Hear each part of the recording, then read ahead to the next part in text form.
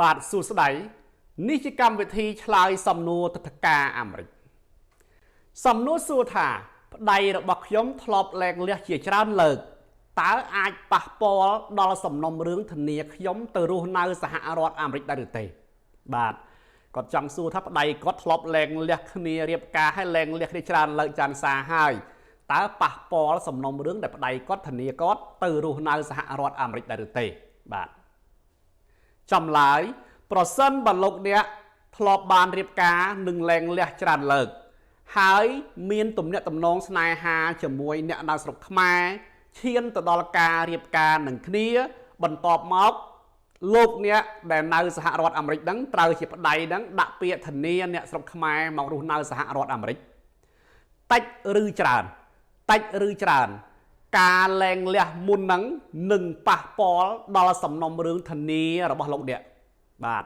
មានន័យថាបើលោកអ្នកលែងលះច្រើនលើកច្រើនសារហើយលោកអ្នករៀបការថ្មីធានាប្រព័ន្ធថ្មីឬប្តីថ្មីមករស់នៅសហរដ្ឋអាមេរិកតិចឬច្រើនសំណុំរឿងលែងលះមុនហ្នឹងជះឥទ្ធិពលដល់ការធានា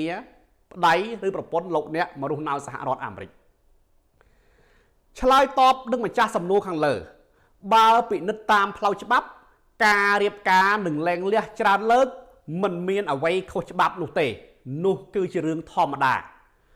ក៏ប៉ុន្តែសម្រាប់ក្រសួងអន្តរប្រវេសន៍អាមេរិកនិងមន្ត្រីស្ថានទូតអាមេរិកវិញ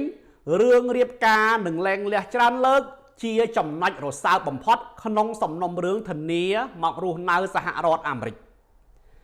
តាមបទពិសោធន៍របស់ក្រុមហ៊ុនយើងខ្ញុំសំណុំរឿងធានាប្តីឬធានាប្រពន្ធដែលអ្នកធានានៅសហរដ្ឋអាមេរិកហ្នឹងធ្លាប់បានលែងលះច្រើនលើកច្រើនសារគឺតែងតែត្រូវបានក្រសួងអន្តរប្រវេសន៍អាមេរិកឬក៏មន្ត្រីស្ថានទូតអាមេរិកសង្ស័យថាជាអាពាហ៍ពិពាហ៍คล้ายបាទជាអាពាហ៍ពិពាហ៍คล้ายបាទ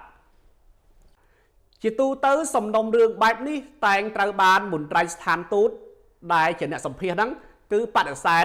លោកអ្នកក្រោយពេលសម្ភាសភ្លាមតែម្ដងសម្ភាសចប់គេបដិសេធតែម្ដងដោយសារគេមិនជឿលើទំនាក់ទំនងស្នេហារបស់លោកអ្នកករណីខ្លះទៀតក៏ត្រូវបានមន្ត្រីស្ថានទូតដឹងគេរក្សាទុកសំណុំរឿងសិនសូមរក្សាទុកសំណុំរឿងសិនគេសុំពេលស្រាវជ្រាវនិងតាមដានព័ត៌មានបន្ថែម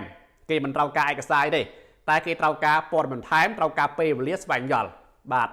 អញ្ចឹងសរុបមកករណីបែបនេះតែងតែប៉ះពាល់បាទតែប៉ះពាល់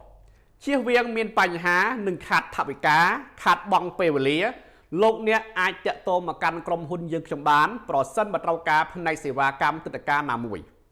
សប្តាហ៍ថ្ងៃក្រុមហ៊ុនយើងខ្ញុំមានសេវាកម្មធានាគូដណ្ដឹងធានាប្តីប្រពន្ធធានាម្ដាយឪពុកម៉ែឪបងប្អូនប្រពន្ធកូនអីគឺមានទាំងអស់បាទមានទាំងអស់ឲ្យតែទិដ្ឋាការអាមេរិកគឺមានទាំងអស់លោកអ្នកអាចតាក់ទងបានខ្ញុំបាទចៅមនីខេមរ៉ាសូមអរគុណចំពោះការតាមដានទស្សនាវីដេអូនេះ